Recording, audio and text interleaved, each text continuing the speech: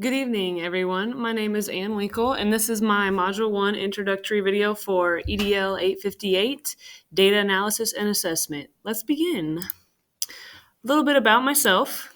Let me move this real quick. I was born and raised in Glen Elder, Kansas, small town in north central Kansas. I have a family of 5, older brother, younger sister. My dad owns and operates Winkle Manufacturing, which is a livestock equipment place in a company in Glen Elder. My mom is a vice president of Farmway Credit Union in Beloit. And my older brother works for NASA in Langley, Virginia. And my younger sister is a pharmacist in the Kansas City area at a Hy-Vee. And they're actually going to have their first baby. Exciting. I graduated from Beloit High School in 2009. Then I went to Wichita State to get my teaching degree in secondary math. Graduated in 2013. And then coming soon, I will have my degree, hopefully next December 2022, in education administration, master's degree. And this is a picture of my family at my sister's wedding. Whoa. Okay. And then teaching jobs. This is my 9th year of teaching. I was at Truesdale Middle School in Wichita from 1 through 5. Then I went to Heights High School for years 6 through 8, so 3 years. And then I just moved in the summer. I moved to Texas, Frisco, Texas, which is north of Dallas. And I teach at Nelson Middle School, year 9.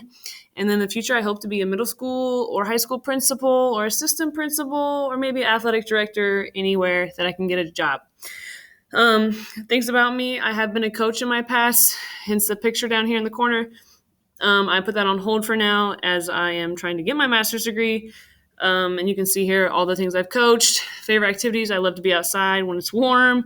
I do play the piano, love tutoring kids, helping kids, being with family and friends, and then discovering this new state that I live in. Goals for myself, short term, I hope to manage my time well between teaching, being in grad school, and just having a life outside of work and school, and learn the ways of teaching in my new school and new state. I finally feel like my head is above water from the beginning of the year. Long term, I hope to get this master's degree in educational administration, learn and become confident in my new role while getting my practicum hours with my administration, get an admin job. I feel like I went into administration because I wanted to make more of an impact on the entire student body and on the teachers instead of just in my classroom. So that's kind of why I went into administration, and then I hope to start a family long term. So now let's talk about instruction and data. So critical reflection of my school and district, kind of a little bit of both. My district, we take benchmark test every quarter. This is to do with math, to have a common data point throughout the whole district to measure all students against.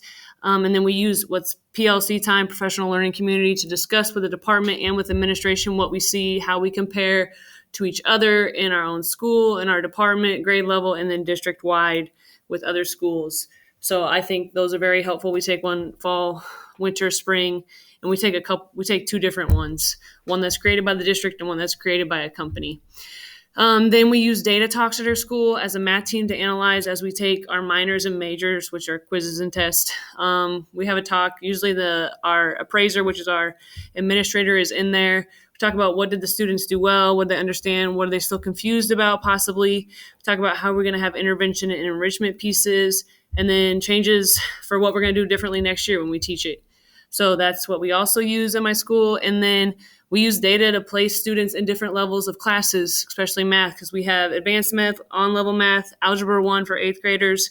So we use data from past years, from the current year, from the IAT test, which is a standardized test as well. So we use a lot of data in this school and in this district, but who doesn't?